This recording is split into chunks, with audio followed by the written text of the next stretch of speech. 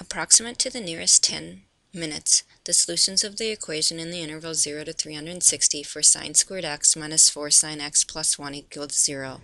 The first thing we'll recognize is that this is not factorable. Therefore, I'm going to investigate how I would solve something that's in quadratic but not factorable. I would use a quadratic equation. In this case, I'm going to let y equaling to the sine of x. Therefore, we have the equation y squared minus 4y plus 1 is equal to 0. In the quadratic equation, this would tell us that y is equal to the opposite of b, or 4, plus or minus the square root of b squared, negative 4 squared is 16, minus 4 times 1 times 1, or minus 4, all over 2 times a, which is 2. Therefore, we would have y is equal to 4 plus or minus the square root of 12 all over 2. Square root of 12 can be rewritten as the square root of 4 times the square root of 3, where the square root of 4 is 2. This is 4 plus or minus 2 square root of 3 over 2. Dividing each term by 2, we can reduce this down into 2 plus or minus the square root of 3.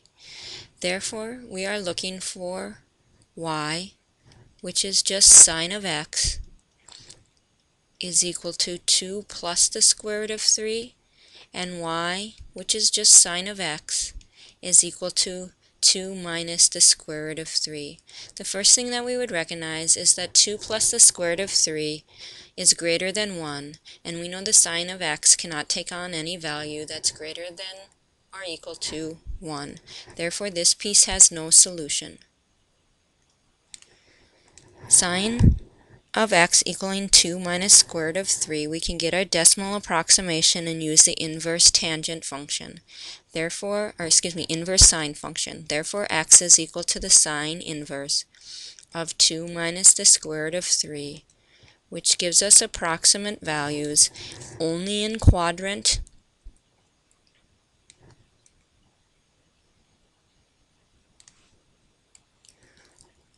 in quadrant 1, because we are looking for sine inverse, or approximately the sine inverse of 2 minus the square root of 3, which is approximately 0.2679.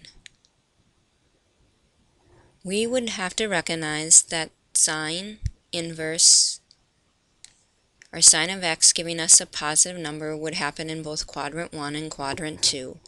Therefore, we would know, in this case, x is equal to the sine inverse of 0.2679, which is approximately 15.542 degrees.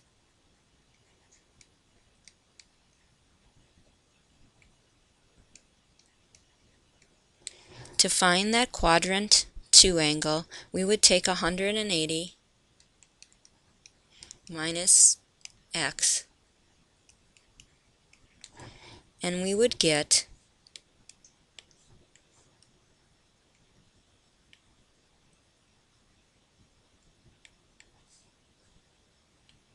the other angle of about 164.458.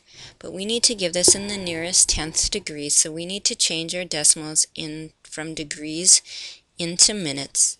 Therefore, we would take 0.542 degrees and multiply it by, in 1 degree there is 60.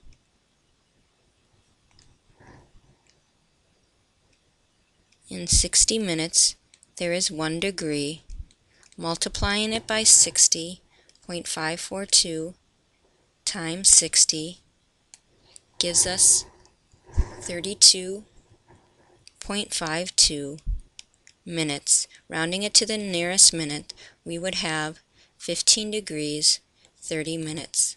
Likewise, taking 0.548 times 60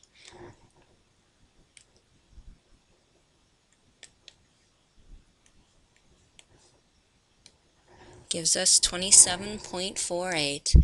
Rounding that to the nearest minute, our nearest tenth of a minute, we will get